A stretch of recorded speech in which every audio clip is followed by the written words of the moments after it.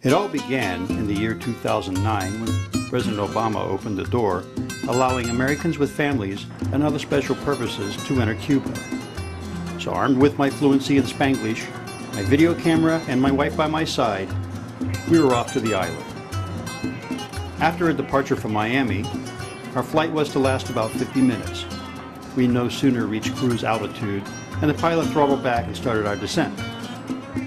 Mesmerized by a giant storm cloud, I looked down and suddenly below, the mysterious island appeared, and my heart began pumping.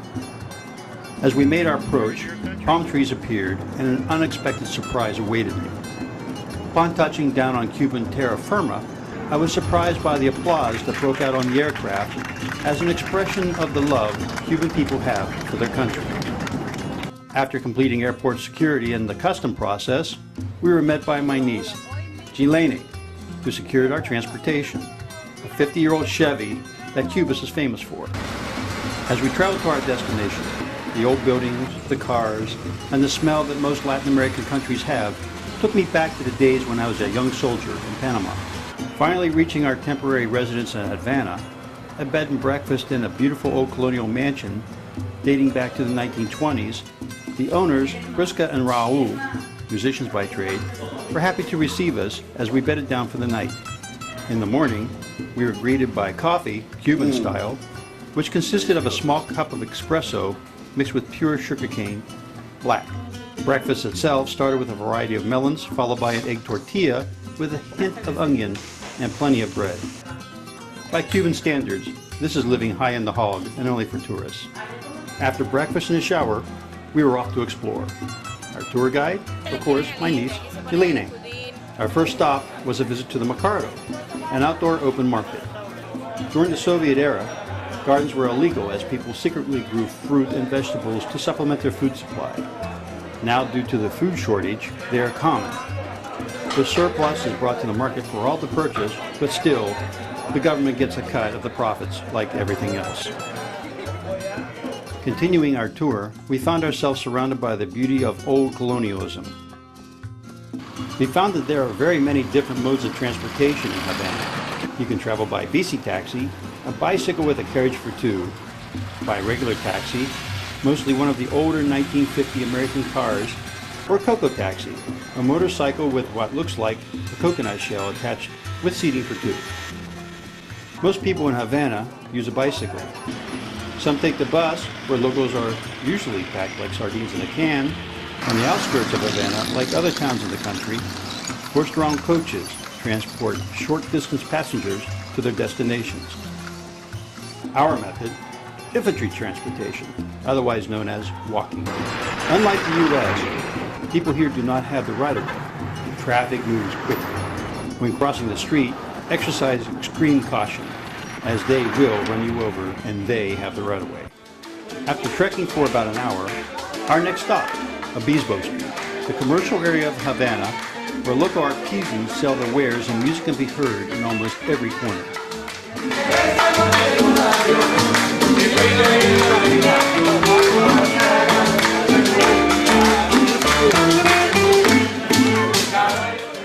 Continuing our journey, we are met by a street troupe who perform strictly for donations, of course.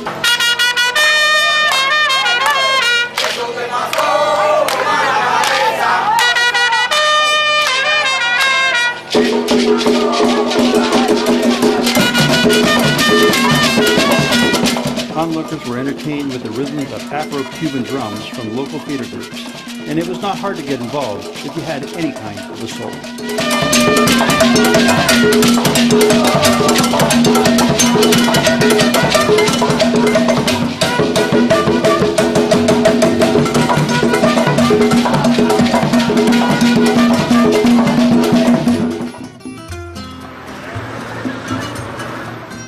By dusk, we arrived at our final destination of the day, Amalicon, or the Break Wall. This is the old premier area of Havana, where lovers walk and fishermen attempt their hand at a catch, most likely dinner for the family. The lights of Havana accent the old architecture, and the ancient fort in the background reminds you of the Spanish influence brought here centuries ago by Christopher Columbus in 1492. Scaffolding shows signs of the historical preservation efforts of a crumbling city. At night, it is peaceful here.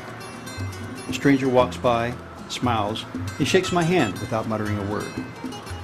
Life here is simple, tranquil. Cubans seem to be at peace, not just with themselves, but the world.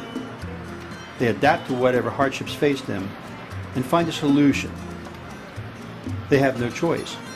Here they have free health care, free education up to a PhD, and the best doctors in the world.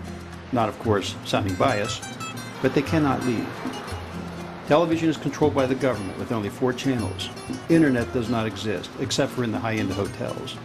Email is too expensive for the average to afford. Life here is difficult, but the people seem at peace with what they have. They seem happy in this world.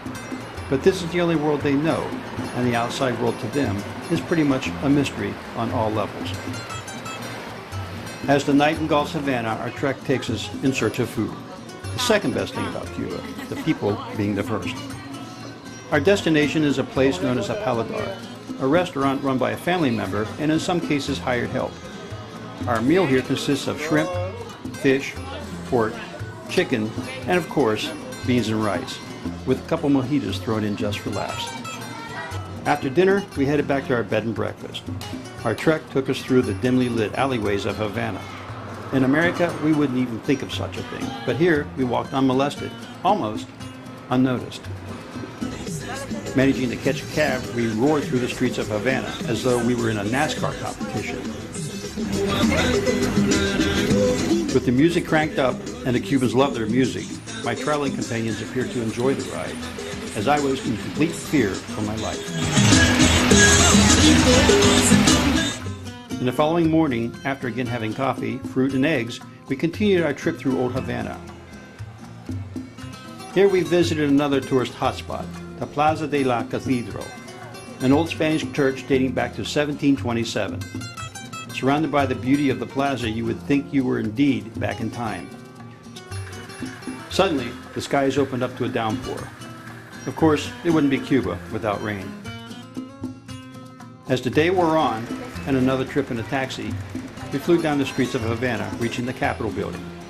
Built in 1929, this structure appears to be pretty much the design to reflect our capital in Washington. Here again, we were surrounded by the beauty of old-style colonial architecture as tourists flourished to coaches, old cars, and food concessions. Nearby is the Gran Teatro de Havana, or the Grand Theater, built in 1838. The theater has been home to the Cuban National Ballet and the main stage for the International Ballet Festival of Havana. Around the corner of the Capitol, we found the Cuban Palace of Fine Arts. Founded in 1913, it is dedicated exclusively to housing Cuban art collections spanning from the 17th to the 19th century, and has rooms devoted to landscape, religious subjects, and narrative seeds of Cuban life. Along the way, we stopped for a hamburger, or whatever meat was in the bun. The bread was extremely fresh and the meal very tasty. Venturing on, we came to the Esquina Caliente, or hot corner. Here the people argue about sports, mostly baseball, but also are required to possess a license purchased from the government to do so. The arguments are sometimes heated, and Cubans love to argue, but all in all, in good spirit.